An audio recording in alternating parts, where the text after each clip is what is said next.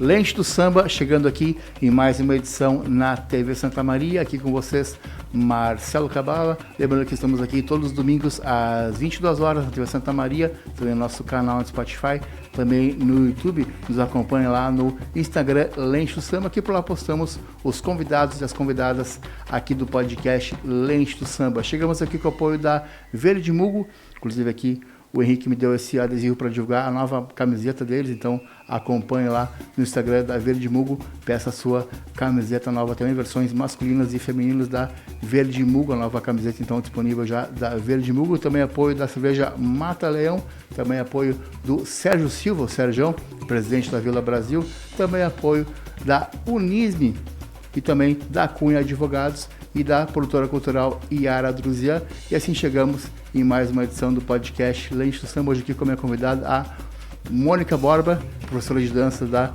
Universidade Federal de Santa Maria e porta-bandeira da Unisos Tremembé. Seja bem-vinda aqui ao podcast Lente do Samba. Muito obrigada, bom dia, boa tarde, boa noite, não sei em que momentos nós vamos ser vistos, né? Obrigada pela oportunidade de vir aqui conversar um pouco, assim, nesse espaço tão importante para a divulgação da cultura popular e do nosso samba, do nosso carnaval santamariense.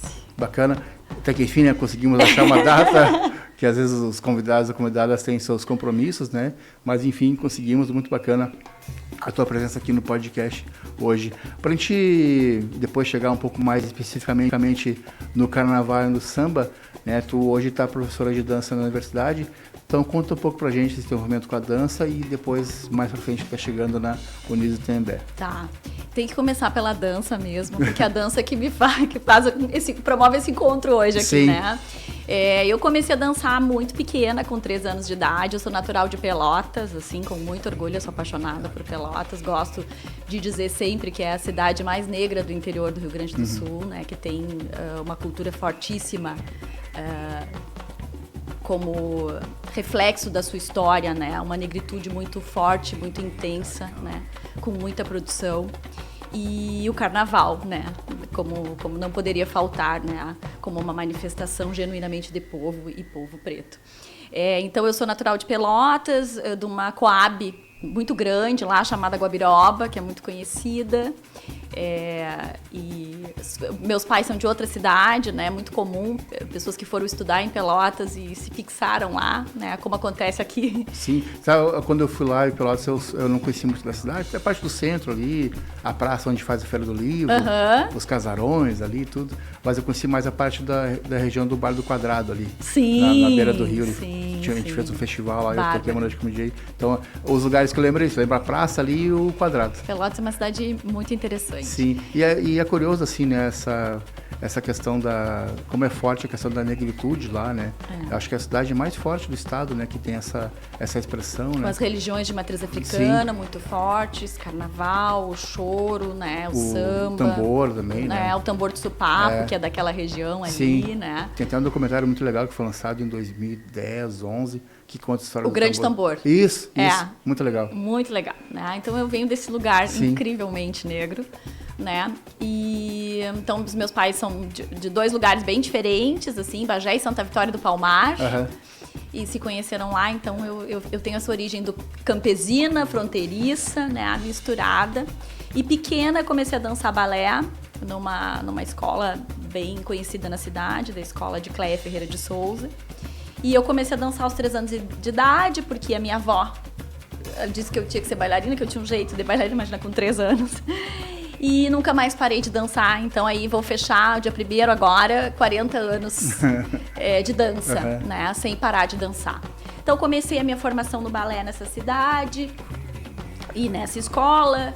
Depois, mocinha, assim, muito jovem, 13, 14 anos, eu me iniciei professora de balé, assim, tive toda uma formação da professora de Cléia para começar a ensinar balé para outras crianças. E até os meus 19, 20 anos, mais ou menos, foi o que eu dancei, né? Assim, então, isso lá em Pelotas, lá em Pelotas, nessa escola de balé. Vida corre paralela, estudo, né, ensino médio, toda aquela forma. Fiz já magistério no ensino médio, porque eu já era professora. E quando eu tava mais ou menos assim, com uns 22 anos, e todo esse período desde os 3 na escola, professora há muitos anos, eu fiz um concurso para a prefeitura municipal, porque eu já tinha uma formação como professora, né, do magistério. E ingressei no curso de pedagogia. E aí, nesse momento, eu imaginei que eu ia parar de dançar, né? Porque naquela época aí, quantos anos atrás, né? Mais de 20 anos atrás, viver profissionalmente de dança na região sul, no interior, era algo, assim, bastante longe do meu horizonte, né? Da arte de uma maneira geral. De uma maneira geral, então eu precisava ter um trabalho. Então, um trabalho, como se a dança não fosse naquele momento, né? Então, eu comecei a ser professora do município de Pelotas em 2003. E aí eu cheguei pra minha escola e disse, bom, agora eu vou parar de dançar, eu vou precisar me ocupar do trabalho regular, né, no município como professora de anos iniciais e vou precisar parar de dar aula aqui e parar de dançar. Isso foi em dezembro, final de ano, espetáculo, despedida e todo mundo ficou meio surpreso com isso, assim. E aí, dezembro. Essa lacuna que eu não dancei na minha vida, de dezembro a fevereiro. Sim. Em fevereiro, então, eu ingresso como professora já, oficialmente, começava o ano letivo. E aí, tinha uma formação para receber professores novos. E eu vi lá uma listagem de cursos que a gente podia fazer de formação. E tinha um que dizia dança afro-brasileira.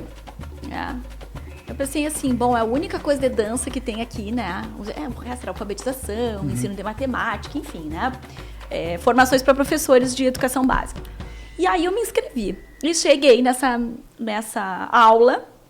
Era o professor Daniel Amaro, que é uma referência, assim, bem importante atualmente, assim, no ensino de dança afro-brasileira na cidade. E fiz a aula do Daniel. Quando chegou no final, ele me chamou e disse assim, vem cá, professora, a senhora não é só professora de crianças, tem um corpo que dança aí, né? Eu tô montando um espetáculo, eu quero pessoas com experiências de dança diferentes. Tu não queres vir dançar na minha companhia? Eu, disse sim, vou ver. E aí eu comecei, então, uma trajetória, um percurso com dança afro-brasileira, né? Que vai tocar muito na experiência atual, né? Nas coisas que eu faço atualmente.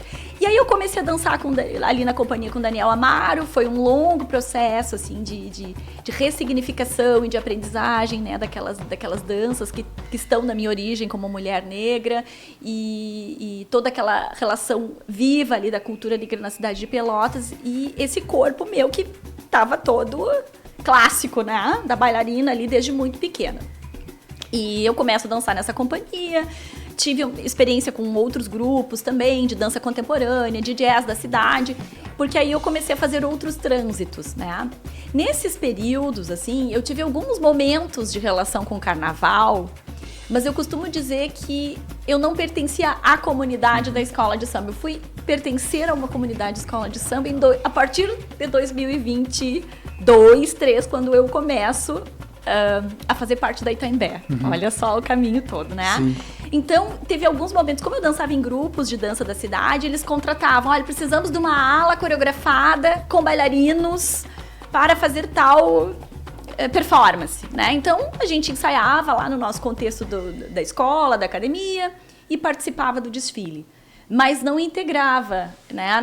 Eu não era integrante de nenhuma escola de samba na minha cidade. Eu participei de uns 3 desfiles, sempre assim como convidada, bailarina, né? Nesse lugar um pouco de fora. Uma comissão específica, uma comissão de frente. Trabalhei uma vez com uma comissão de frente junto com um coreógrafo lá de Pelotas. Também dancei 2 aulas coreografadas. Outra vez foi num carro que a gente fazia uma referência ao charque, né, lá das charqueadas de Pelotas, então era essa relação. Sim. Isso é bem comum, eu fotografei Cruz Alta e Uruguaiana só esse ano, mas Cruz Alta 2023, 2024. Depois, para achar as pessoas para mandar foto, tudo companhia de dança, grupo de dança. Muitos, né, contratados para esses pontos, assim, né, específicos. E em um determinado momento, então, que eu trabalhava na companhia do Daniel Amaro, eu fui convidada por essa formação, né, em dança, assim, ali na escola, para julgar mestre sala e porta-bandeira. Olha só que coisa, né? E nem imaginava eu, naquele momento ali, que um dia eu me tornaria uma porta-bandeira, né? Mas foi uma experiência muito interessante, porque a gente teve toda uma formação, então, naquele momento ali, né? Porque não basta entender de dança de um modo geral para olhar para o casal de mestre porta-bandeira e fazer um julgamento, né? Então a gente fez uma formação para entender os significados, as simbologias, as gestualidades, o que é esperado, o que é penalizado, né? E foi muito interessante acompanhar aqueles desfiles. E lá a gente tinha os jurados, a gente acompanhava todo o percurso, não ficava, pelo menos naquele período, parado, sentado num lugar, vendo uma apresentação do mestre Porta-Bandeira na frente. A gente acompanha, né? Pelo menos aquela vez, acompanhei aquele desfile, Sim. né? Então eu acompanhei literalmente aquele casal durante todo o percurso do início ao fim. E eu fiquei muito encantada. E sempre fui uma apreciadora, uma fruidora de carnaval do Rio de Janeiro, assim, né? Mangueirense, verde-rosa. Vi a camiseta da Alcione. Exatamente. Então, sempre fui muito encantada por ver esses corpos dançantes naquele desfile de múltiplas artes, assim, né? Apaixonada pelas coreografias de comissão de frente, né? Bem a coisa de quem vem desse lugar da dança. E eu sempre dizia, assim, que se algum dia eu fosse participar de um desfile, que a coisa mais linda, onde eu mais me via, era como porta-bandeira, né? Mas sabendo, assim, da importância que esse papel tem, do quanto eu penso que isso precisa ser uma pessoa da comunidade, engajada com a comunidade, escolhida por ela também, né? Que conquiste esse espaço, né? Nunca imaginei, era um sonho, assim, era realmente algo que eu dizia, se eu fosse desfilar, né, não como espectadora, mas como brincante, esse lugar eu acho lindo, né. E, enfim, a vida seguiu, fiz formação acadêmica, fiz o curso de pedagogia, me tornei pedagoga, fiz os outros estudos, sempre trabalhando no município, né, fechei quase 15 anos como professora de educação básica. E aí abriu em 2008 o curso de dança licenciatura na universidade. Eu sou aluna da primeira turma lá na UFPEL, fiz toda a minha formação na UFPEL, mestrado, doutorado, dando aula de dança sempre. E em 2017 eu fiz um concurso, então, para a Universidade aqui, Federal de Santa Maria, para o curso de dança licenciatura, já formada, já fazendo doutorado. E fiz o concurso em 2016, 2017. Cheguei aqui. E aí começa a minha relação com Santa Maria, né? Que eu não conhecia a cidade, tinha vindo algumas vezes na Romaria. E começo a trabalhar na universidade. E um dos primeiros movimentos que eu faço é trazer essa vivência tão forte que a dança afro promoveu, né, na minha formação como bailarina. Propondo, num primeiro momento, uma DCG e depois conversando com os colegas, né, do quanto é preciso visibilizar o conhecimento desse corpo negro que dança e esse saber próprio das danças de matrizes afro brasileiras, né, porque existe um certo apagamento histórico, né, nas instituições formais, muito eurocêntricas ainda, e na dança isso é muito forte, né. É interessante que isso vem da escola, né? Não se aprofunda tanto a questão da negritude também, né? E interessante falar isso, que também na universidade também tem esse distanciamento, né? Não se aprofundar tanto nos temas. Então é interessante saber que nas universidades não tem tanto e vocês conseguem abrir esses caminhos, né? E a gente começa com essa pequena provocação e já movimenta um projeto pedagógico de curso, onde a gente cria a disciplina de estudos das danças de matrizes afro-brasileiras, né? Dando nome, né? E espaço e visibilidade para esse saber. Então, um componente curricular que eu venho trabalhando nos últimos anos, né? E onde a gente vai desde uma discussão de letramento racial, que é preciso fazer com esse aluno que chega no ensino superior, até a trajetória desse corpo negro em diáspora que dança nesse Brasil desde que chega, né? Dança para existir, dança para resistir, até que a gente chega nesse fenômeno que é o carnaval, né? E então aí eu começo esse trabalho na universidade. Pessoal, desculpa te cortar, como é que teve essa abertura, né, para trazer esse entendimento? Como é que é a aceitação dos alunos e alunas assim com esse tema? É muito interessante, é muito legal. Os alunos, eles querem saber, eles querem conhecer, né? Eles vêm do ensino médio, onde hoje a gente tem legislações, né, que torna obrigatório o estudo da cultura africana e afro-brasileira na educação básica, né? Então é uma juventude que ela já vem pensando essas questões, né?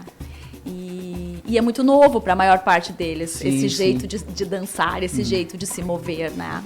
Então é sempre uma disciplina com muitas descobertas, desde a questão da identidade racial, né? Esse desvelar-se, esse perceber-se, né? Como sujeito, como pessoa brasileira, né? E reconhecer a negritude na nossa ancestralidade, na nossa cultura, né? Então, de se perceber e até de perceber a importância, né?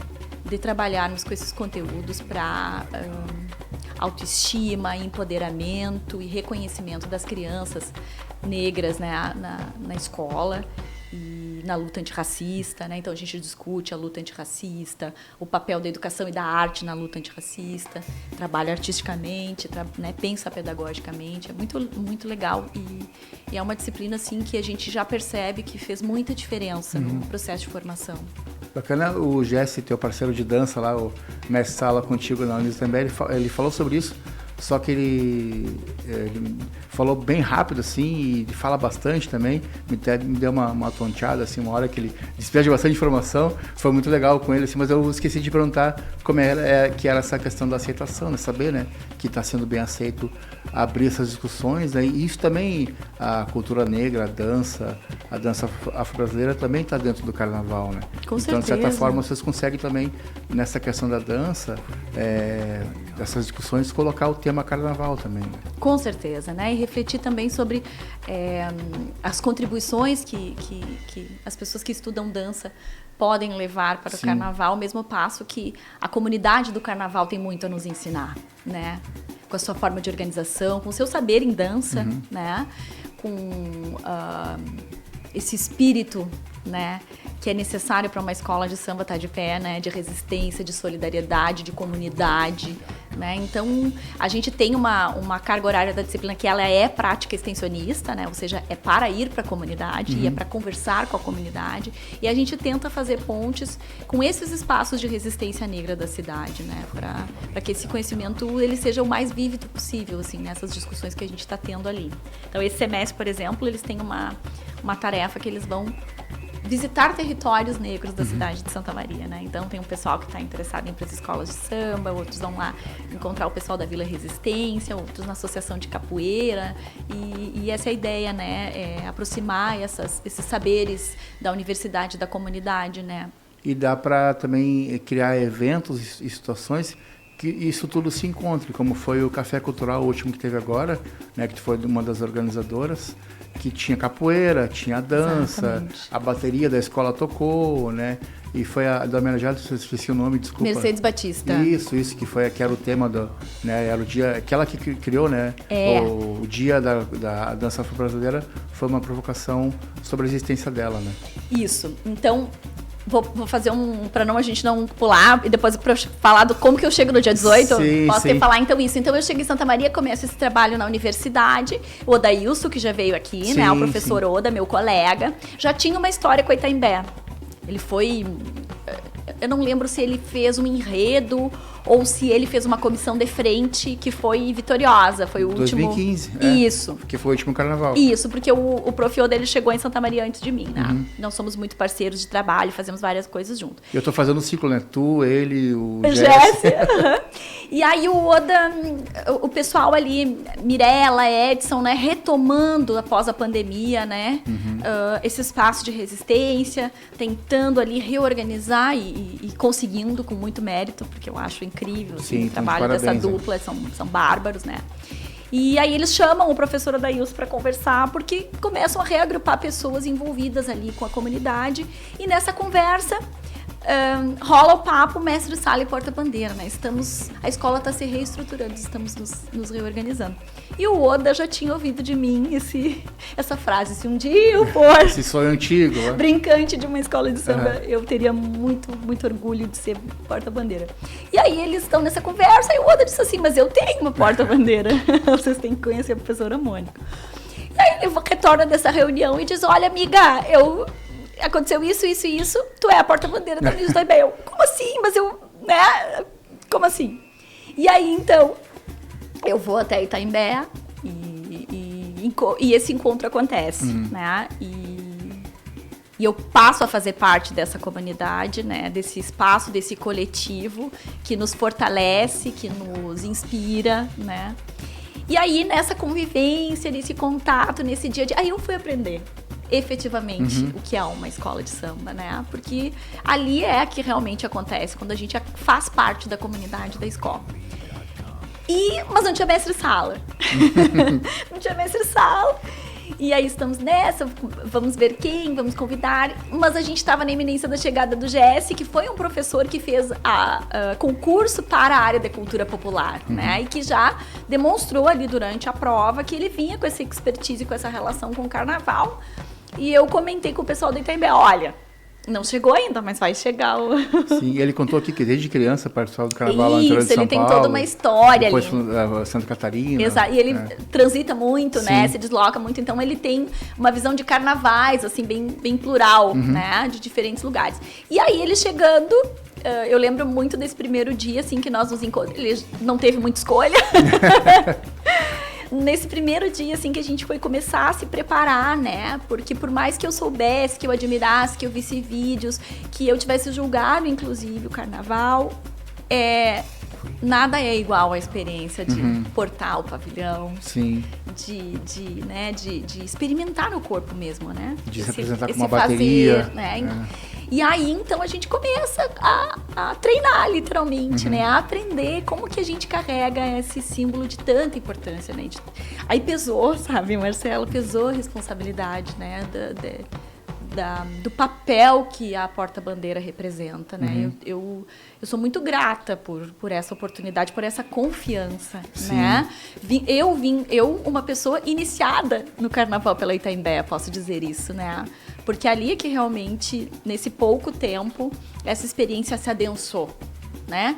E então comecei esse trabalho com o Jesse, aí nós logo já percebemos assim, mas a gente podia fazer uma releitura, então, desse casal com o pavilhão da UFSM, né, com a bandeira. Então, em alguns momentos acadêmicos, a gente faz essa referência à UFSM, né, mas somos o casal de mestre e porta-bandeira dessa escola incrível, assim, que é Itaimbé, né. Bom, então, eu tô aí, né, nesse meio tempo, no ano de 2022, houve o primeiro congresso estadual de dança afro-brasileira em Porto Alegre.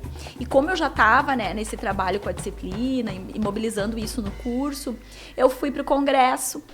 E lá eu conheci a professora Perla Santos, que é uma professora de Porto Alegre, da Rede Pública de Porto Alegre, idealizadora junto com as meninas da Restinga. Elas têm um trabalho que começou na escola, na educação básica, que chama Movimento Meninas Crespas. E elas começaram um trabalho de empoderamento das crianças, né, e de visibilidade da estética negra dentro da escola. E ela começa esse trabalho com as crianças e começam a formar um grupo de dança na escola. As crianças demandam dançar. E a Perla, licenciada em dança, né? E então elas começam a dançar, criam seu grupo de dança, fazem os seus trabalhos, suas montagens.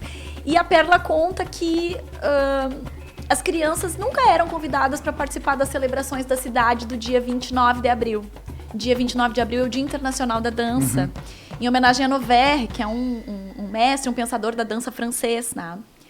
E as meninas não eram chamadas para se apresentar nessa data, que em tese é um dia para mostrar-se a importância da dança para a sociedade. De vários tipos de dança. Exatamente. E as meninas da Restinga, de uma comunidade periférica, maioria negras, né? E as meninas começaram a ficar muito incomodadas com isso, relata a Perla, né? E dizer, prof, a gente não quer ser só chamada para 20 de novembro, né? Mês da Consciência Negra a gente é chamada, por que no Dia Internacional da Dança a gente não é chamada? Se a gente também dança, a gente também é bailarina. E elas começam a dizer que a gente tinha que ter um dia nosso. Essa é a reivindicação das crianças. E aí elas começam a conversar, mas que dia seria? Vamos fazer um dia nosso na escola. E elas começam com um dia nosso na escola. Que dia? E encontrando, estudando referências negras da dança brasileira, as crianças chegam a Mercedes Batista, né? Que foi a primeira mulher negra que conseguiu entrar no Teatro Municipal do Rio de Janeiro para dançar numa companhia de balé clássico, né? E elas chegam a Mercedes Batista. E Mercedes Batista teve uma longa trajetória, né? Que culminou numa companhia de dança de artistas negros brasileiros. Ela teve experiência no Teatro Experimental do Negro, né? Ela viajou para fora do país, ela foi uma grande referência. Ela saiu do balé depois e foi adentrar assim como eu, salvas as proporções, né? Foi adentrar no universo das origens negras na dança e criou, então, o que foi chamado de balé afro, né, de Mercedes Batista. Então, ela foi uma figura muito importante, né, na formação de artistas negros na dança do Brasil. E as crianças, conhecendo Mercedes Batista, resolvem, então, escolher uma data para homenagear. E nas biografias que a gente sabe de Mercedes, tem umas controvérsias sobre a data do nascimento dela, o ano que ela nasceu. Parece que ela não curtia muito falar de aniversário. Então, as meninas escolhem o dia 18 de agosto, que foi em 2014, quando ela partiu desse plano para ancestralidade, né? Para as nossas origens, vamos dizer assim, né? E então as crianças resolvem escolher 18 de agosto como o dia da dança afro-brasileira na escola. E celebram. E desse dia, então, as meninas ficam felizes, encantadas, mobilizadas por ter um dia da dança afro-brasileira. E começam, então, o movimento com a professora Perla. Mas por que a gente não cria um dia municipal da dança afro-brasileira? E elas conseguem, então, um projeto de lei que é aprovado em Porto Alegre, que cria o Dia Municipal da Dança Afro-Brasileira no município de Porto Alegre. Né? Eu acho lindo dizer que é uma data que nasce com uma professora e crianças dentro de uma escola periférica e negra, né? Então, daí esse movimento se espalha pelo Rio Grande do Sul. Depois, eu não sei bem a ordem, mas eu sei que Pelotas tem a data já, Bagé tem a data já. E eu vou em 2022 para esse congresso, né? Lembro que meu marido foi junto comigo, ele é parceirão, fez o congresso junto. E nós conversávamos durante o congresso. Mas Santa Maria é uma cidade que tem muita história negra na dança. Porque uma das primeiras coisas que eu soube quando eu cheguei aqui foi que existiram grupos de dança afro-brasileira aqui na cidade, né? As Dandaras, que é muito conhecido, né? Teve também depois o coletivo Negrescência, que já tinha um vínculo com a universidade. Nós temos as escolas de samba, né? Berço dessa matriz. E aí eu voltei de lá muito mobilizado. Disse, meu marido, nós temos que fazer esse movimento em Santa Maria, porque Santa Maria também tem uma história negra na dança, né? E aí, então, eu procurei o mestre militar, que é uma pessoa bastante conhecida da cidade, que trabalha com capoeira, tem as rodas todo sábado na praça, Saldanha Marinho. E aí procurei o mestre militar e contei, né, tudo isso. E a capoeira é uma dança, é uma luta, é uma manifestação tão linda, tão plural, tão brasileira, genuinamente brasileira, que nem o nosso carnaval, né?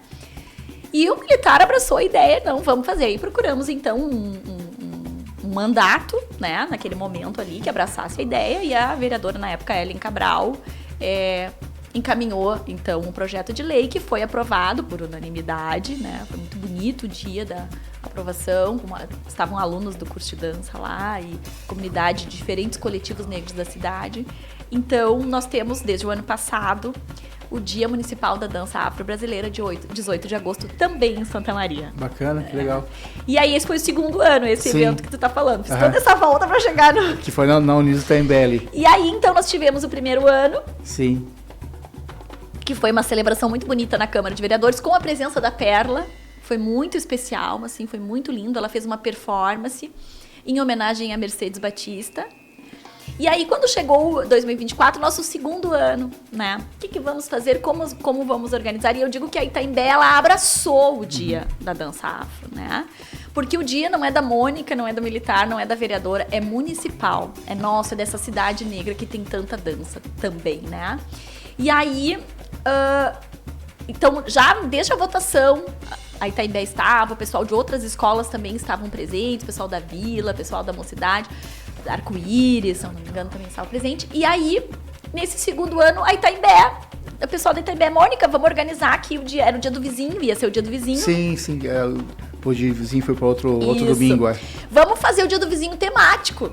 Porque é o dia da dança afro, é a própria escola, a diretoria da escola me veio com essa questão, né? Bárbaro, né? É pra isso que existe as leis. E aí eu digo, bom, então vou chamar o militar e vamos propor a nossa programação municipal nesse ano na nossa escola. Vamos fazer um dia na nossa escola de formação, de celebração, de dança, de troca, que é como é para ser esse dia, né? Um dia para celebrar o quanto essa nossa dança ela é importante e o quanto existe uma relação né, da matriz afro com a música que a gente toca no carnaval, com a dança que a gente faz, com o jeito que a gente celebra. Então foi esse segundo dia, e aí nesse segundo dia, então a gente fez ele com vários momentos, assim, e foi muito legal. Foi muito bom, eu tava lá, fiz umas fotos também, e tipo, uma espécie de aula, oficina que vocês... Tava a tua, Mirella, e a outra... Professora Márcia. Isso, muito legal. Foi na parte fechada da escola, né? Depois a gente foi pra rua assistir as apresentações, né? Então, parabéns pelo evento, foi muito legal. Gostei muito de assistir, fotografar e aprender naquele dia lá. Foi muito, muito bom. E sobre porta-bandeira especificamente, quando tu recebeu o convite, recebeu não, quase que intimada, né? Convite de amigo não é intimação mesmo, né? Sim. Tu tinha experiência com a dança, né? Mas a dança de porta-bandeira especificamente, como é que foi essa? Foi com o Jesse, sim. né? Eu lembro do primeiro dia que ele perguntou, tu já fez alguma coisa de porta-bandeira? Nada. Então, pega o mastro. Começou aí, né? Literalmente, experienciando a relação deste corpo com a bandeira, com o peso da bandeira. No início era uma vassoura, meio improvisada, né? Porque a gente não estava ainda com o pavilhão. Depois experimenta qual vai ser o mastro, qual vai ser, né? Qual o peso. Então, foi a bandeira demorou um pouco para ficar pronta. Demorou também. Um pouquinho. Foi um trabalho muito pedagógico, muito lento, muito respeitoso, né? Assim... Eu sou muito disciplinada, né? Isso vem lá do balé, né? Então, assim, de que eu passei a me dedicar a entender melhor, né? Entendendo o corpo, ver muitas imagens, muitos vídeos, assim, né? E poder fruir um pouco mais e experimentando mesmo. E aí nós começamos um processo, então, de troca entre esses saberes lá do Jesse, né? Com o carnaval em si, ele me ensinando mesmo, né? Esse fazer, com os conhecimentos que eu trago dessas outras danças também, né? Dessa coisa da coreografia também, que ele também tem, né? Evidente, mas numa complementariedade. E aí nós começamos a coreografar juntos. E a primeira apresentação que a gente fez foi um samba da Cubango, uma escola do Rio de Janeiro, que homenageou Mercedes Batista. Ah, sim, verdade. Tu falou aquele dia lá no Café Cultural que ela foi homenageada por 2, 3 escolas de samba do Rio de Janeiro, né? Que é um samba belíssimo, belíssimo, muito bonito. Ele começa com violinos, assim, faz bem essa mistura, né? Dessa formação dela clássica, com esse encontro dela com a religiosidade africana e com as movimentações, com esse corpo negro que dança, essas danças afro. E muito legal. E aí a gente fez essa primeira apresentação, que foi no dia da celebração do primeiro ano, do dia 18. Ah, sim. Foi então 2023. Porque a porta-bandeira tem um certo padrão na dança ali, o giro, o bailado, assim, que são coisas meio padrão, né? Mas eu estava ouvindo esses dias um podcast da Esquel, que foi, acho que ela estava na Portela, acho que escola que ela está agora, a porta-bandeira. E ela fala assim que ela foi adaptando também o jeito dela dançar também. Então, eu acho que a gente imprime também a nossa identidade, né? Então a gente tem essa pegada, eu vejo que eu e o Jesse somos um casal que tem essa pegada afro na movimentação, né? Da coisa do tronco, já aquela relação com orixalidades que está muito presente, né? Eu acho que os casais, eles vão imprimindo também a sua identidade nessas coreografias. Claro que tem uma relação com o enredo, né?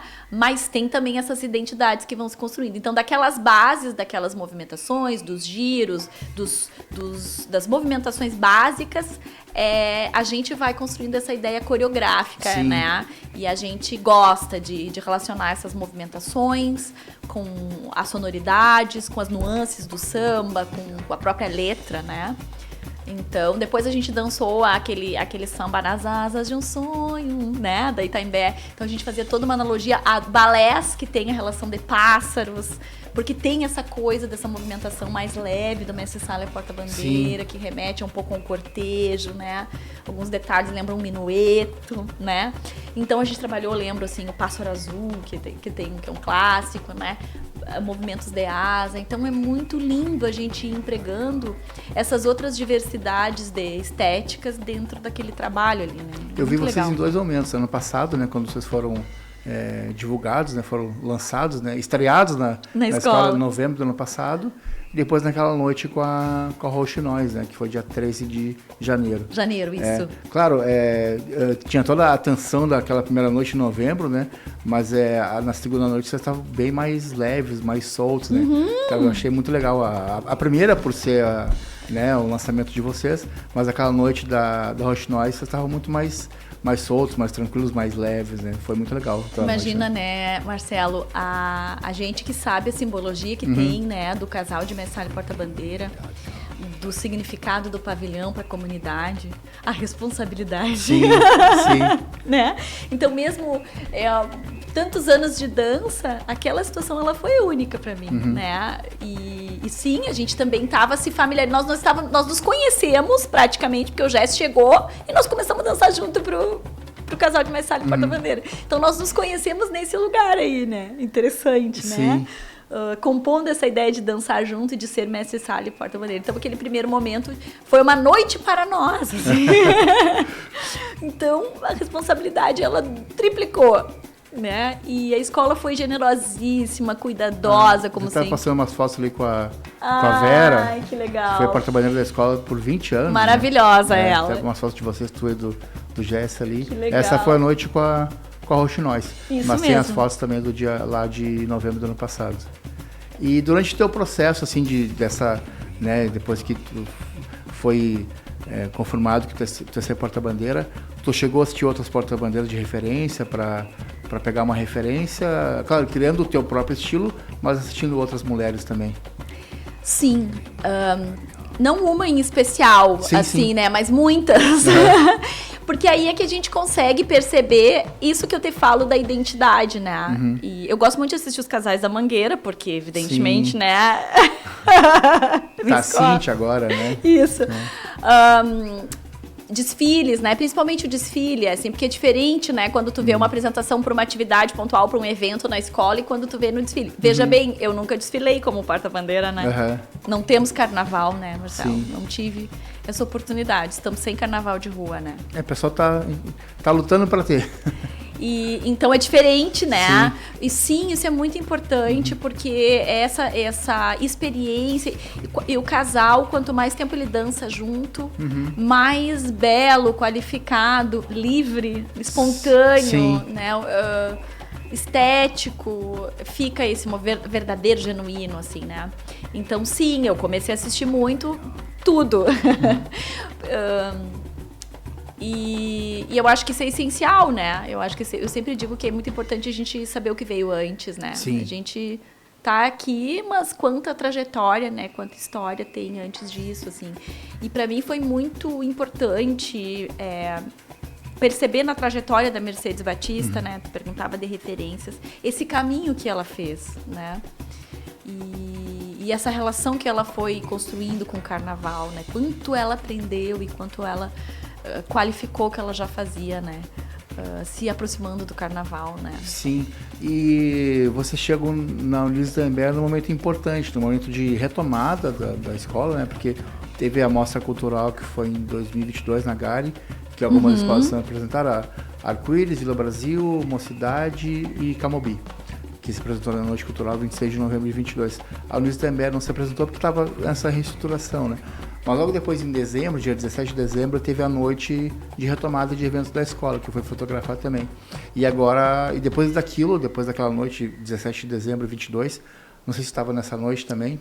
Eu acho que não estava. Aí depois a escola começou a fazer vários eventos ali e está estruturada Muito como legal. está hoje, né? E você chegou num momento importante que a escola vai fazer 50 anos, né? Então já chega com essa responsabilidade aí de estar junto nos 50 anos da escola, né? E tu falou antes ali, né, que a gente não tem carnaval de rua há quase 10 anos, né? Eu não vi carnaval de rua em Santa Maria, eu tô aqui há 7. Sim. Então vai fechar para 10 anos em 2015, né? Tu que teve essa experiência do carnaval em Pelotas, que hoje eu acho que não tem mais carnaval de rua também, né? Tem uns períodos que tem uns, sim. né, uma coisa meio... Sim, sim. Mas pelo menos tem períodos, né? Aqui a gente tá sem período nenhum, né? Como é que tu vê, assim, qual que é a tua visão, a tua opinião sobre isso, de a gente não ter carnaval de rua há quase 10 anos? Como é que tu vê, assim, essa problemática que a gente sempre acaba falando um pouco aqui no podcast? Primeiro é impressionante, né, a capacidade de resistência das escolas. Sim, sim. Olha o tempo sem carnaval de rua e o quanto as escolas, né, algumas delas conseguem se manter viva, formando novas gerações, né? Eu acabo acompanhando um pouco mais a Itaimbé ali, né? Mas eu tenho um contato bacana com o pessoal da vila ali, né? A Cassiana, colega na universidade, a gente sabe que também tem esse cultivo, né? Sim. Até agora há pouco eu falei com ela, que quando a gente está gravando aqui, na terça-feira, à noite anterior, a gente participou das sabatinas com os candidatos a prefeito, e ela me ajudou a fazer o textinho de divulgação pra gente postar no Instagram ali. Então é uma pessoa que eu tô sempre em contato. É uma batalhadora pelo carnaval da Sim, cidade, né? É sim. uma pessoa muito importante, assim, a família ali, né? Então é incrível, né? Essa capacidade de organização e de resistência, né? E eu acho que a pessoa que se envolve com o carnaval passa a ser uma necessidade, né? De estar no mundo, Sim. né? E então resiste para existir, talvez, né? Eu vejo a dedicação do Edson ali, né? Da família, é uma coisa incrível, assim, né? Sim, o Edson e a Mariela já participaram da escola em outros momentos, agora estão lá de novo, né? Exatamente, exatamente. Então eu vejo, assim, que tem essas novas gerações, as passistinhas, assim, né? As gurias pequenas, Sim. as crianças interessadas, querendo saber como é que o mestre Sala e Porta-Bandeira dançam, então, como é que toca os instrumentos. Então é incrível, né? Que Agora, não acabaram com o carnaval, acabando com o carnaval. Aham. O que eu quero dizer, tira o carnaval da sua manifestação mais genuína, tira o povo da sua manifestação mais genuína, que é brincar na rua, botar a escola na rua para desfilar, né? Tira esse direito. Um direito, Sim. né? Porque a arte é um direito. E a arte do povo expressar a sua arte mais genuína é um direito incontestável, né? Mas as escolas conseguem, né? Porque precisam estar prontas para o momento de ir para a avenida, né? Sim, sim. Então, é muito triste, é lamentável, é pouco inteligente até, eu diria, do ponto de vista econômico, já que isso sempre vem tão à tona, né? Sim. A gente não ter carnaval, sabendo o quanto que o carnaval mobiliza em todos os aspectos, né? Na educação, culturalmente, economicamente falando, o quanto ele movimenta as comunidades, né? E nós temos que seguir lutando. Eu acho que esse evento, né, essa sabatina com os candidatos foi muito importante. Mas não pode acabar aí, né, um dia depois do resultado da eleição. Sim, por isso foi criado um grupo, né, um GT, né, Unidos pelo Samba, para tratar sobre esse tema, né. Tu falou ali sobre quanto o carnaval ensina, né, até para vocês que dão aula de dança, enfim, tem sambas enredos que são verdadeiras aulas. Bárbaros! Tanto pode aplicar também em sala de aula, né. Com certeza. Sala de aula, sala de aula de escola e sala de aula de universidades também, né? E educa a própria comunidade, sim, né? Sim, porque às vezes as pessoas não têm não teve tantas condições na vida de ter um estudo mais aprofundado, de ter condições de ir num cinema, num teatro, num show. Exatamente. Né? E o carnaval, às vezes, é o único momento de alegria que a pessoa vai ter naquele ano, né? E é tão pouco, o desfile de escola de samba é 1 hora. Então, tu espera o ano inteiro para desfilar 1 hora, tão pouco, né? E isso nos foi tirado, né? E esse protagonismo, né? Sim. De cada pessoa que está ali dentro da escola, né? A escola existe porque tem um brincante em cada ala, porque tem um instrumentista, porque tem a porta-bandeira, porque tem as baianas, porque tem a direção, porque tem tudo, né? Sim. Todas as pessoas envolvidas, não tem carnaval. O carnaval é um fazer coletivo, é um fazer de massa, né?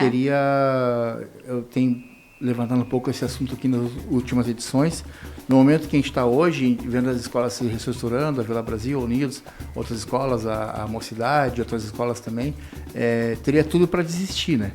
E como é que não desiste, né?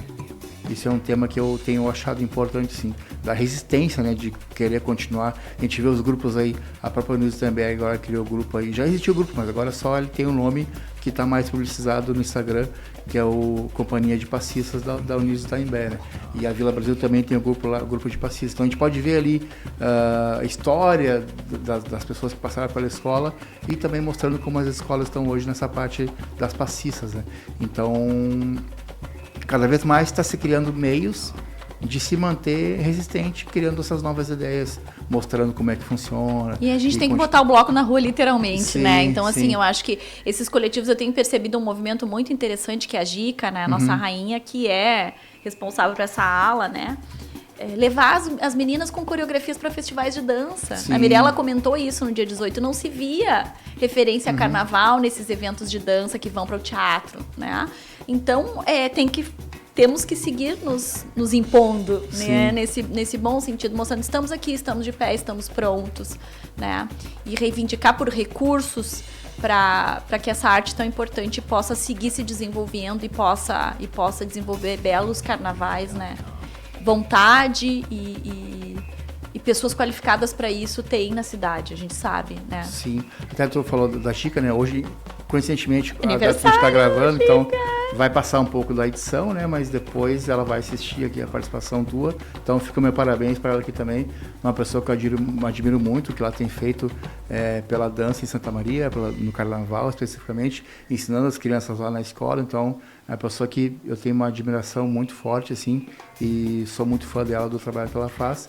E convidei ela para vir aqui no podcast, mas mais para frente ela está também fazendo o estudo dela, enfim, terminando a dissertação. Então, fica o parabéns aqui, geral, do podcast. Nós temos muito orgulho, porque a Gica é nossa aluna na universidade, né? Sim. Ela fez o curso de bacharelado, hoje ela é nossa aluna no curso de licenciatura, que é onde eu atuo. E é brilhante, né, a trajetória dela no sentido do quanto ela traz essa presença todo o tempo nas discussões que a gente faz nas disciplinas, nos projetos. Então, assim, a Gica vive o carnaval, né, e vive com muito respeito, com muita beleza, com muita dedicação. Então, Gica, vida longa, né, e vida longa na dança, no carnaval e em todos os trabalhos que ela faz, porque ela é muito legal. Bacana. Tu comentou do Carnaval de Pelotas, né? E outras cidades do Rio Grande do Sul chegou a assistir, Uruguaiana, Cruz Alta? Cruz Alta, né? Que a gente escuta falar. Eu tive professores na universidade, lá na UFPEL, que vieram de Cruz Alta, Carmen Hoffman, Thiago Amorim também, assim, né? Então tive a oportunidade de conhecer. Eu tive algumas vezes no Chuí, no Carnaval do Chuí. Nas vezes que eu desfilei como bailarina, vamos dizer assim, a gente teve também apresentação no Carnaval do Chuí, que eles levavam, né, as escolas ali dos arredores.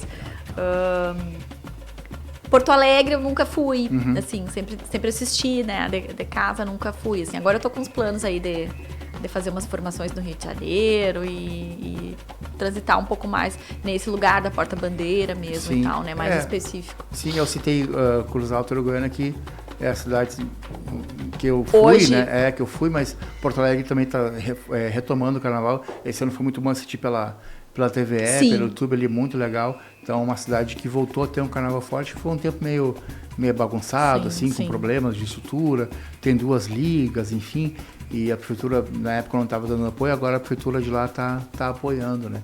Isso é muito importante, né? Porque tem toda uma estrutura que precisa se... Sim. Tinha toda uma problemática do Porto Seco, que o Porto Seco não atraiu tantas pessoas, não atrai tanto público de Porto Alegre de maneira geral, mas a comunidade do carnaval vai, né? Não tem... E para quem é o carnaval? Sim, né? Então foi, tudo bem, agora a gente conseguiu retomar que a comunidade realmente vai pro carnaval de Porto Alegre no Porto Seco, né?